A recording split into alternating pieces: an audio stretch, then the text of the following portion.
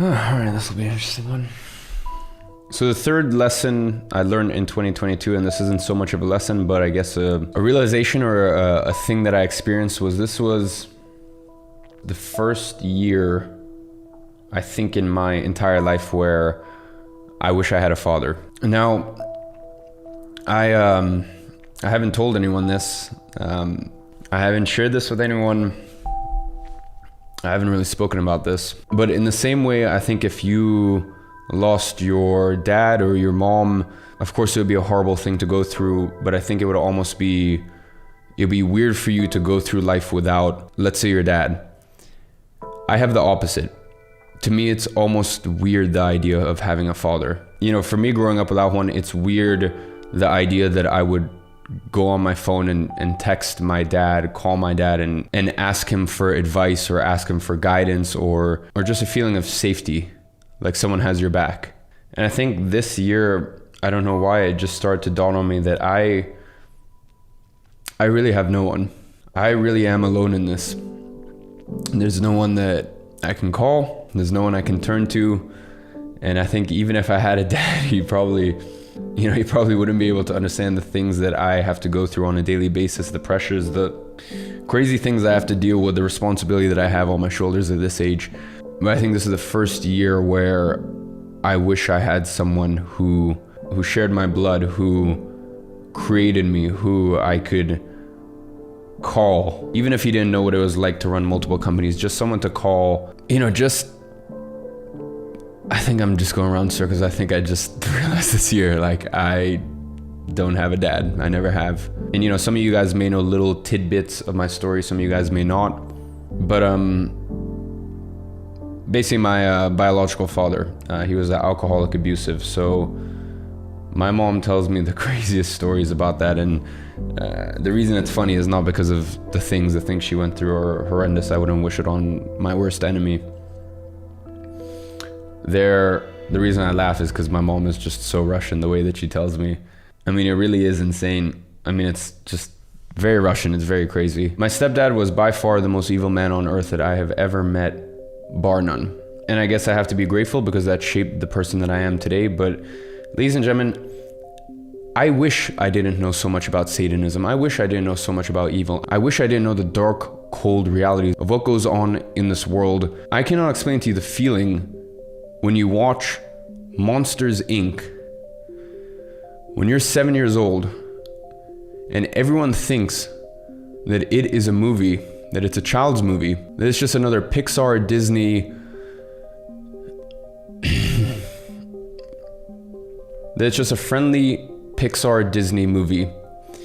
And you're 7 years old and you realize that that movie is about Satanism.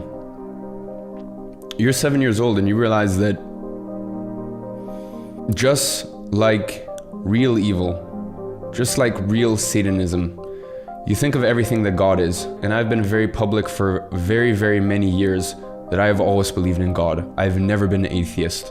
And the reason I believe in God is because of evil. Because I understand there's dark and there's light. You think of everything that these holy texts preach, and then think of the opposite. Think about a world where you get rewarded for imparting evil onto others. Ladies and gentlemen, watch Monsters, Inc. again. And then you realize something very, very scary about a lot of these children's films, which is that it's all about Satanism. And ladies and gentlemen, that is what runs the world. And who knows, I might even get deleted for that. But anyways, I think that's a very long story for another day. The main point is, I realized this year how alone I am. I have the most incredible support system. My close friends are the people who were there when I had nothing. I genuinely could not ask for a more incredible circle around me. My gift from God was a mother that is so amazing. She makes up for a mother, a father, a grandma, a grandpa. She's the only family I need. But at the end of the day, I am alone. I'm alone. I have no one to turn to. And it is a level of loneliness that very, very few people will understand. And I don't know why, but I just had this weird feeling this year, for the first time in my entire life, that I kind of just wish I had a dad. And maybe it's just this fantasy in my mind that, if I had a dad, that I would have someone that I could turn to, that I feel like that could make me feel a little less alone in my endeavors and my conquests and my pursuits and everything that I'm doing. But who knows, maybe if I had a dad, he wouldn't be any of those things. So maybe it is just that. Maybe it is a fantasy.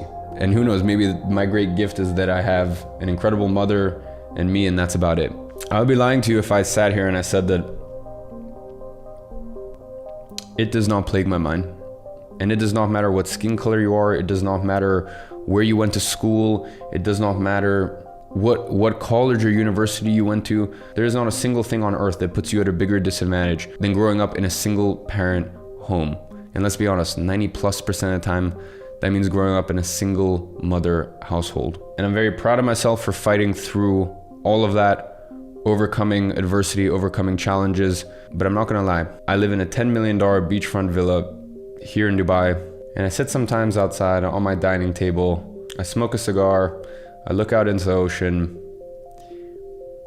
and I wonder, why does he never call me? Why has he never tried to reach out? So as I said, who knows, maybe it's just some fantasy in my mind. And who knows, maybe I'm a lot happier without a dad. But hey, I've never tried to hide things from you or sugarcoat my life for the past 7 years. I'm not gonna start doing it now. All right, swiftly moving on. The fourth thing I learned in 2022, it's that it's okay to have a year where you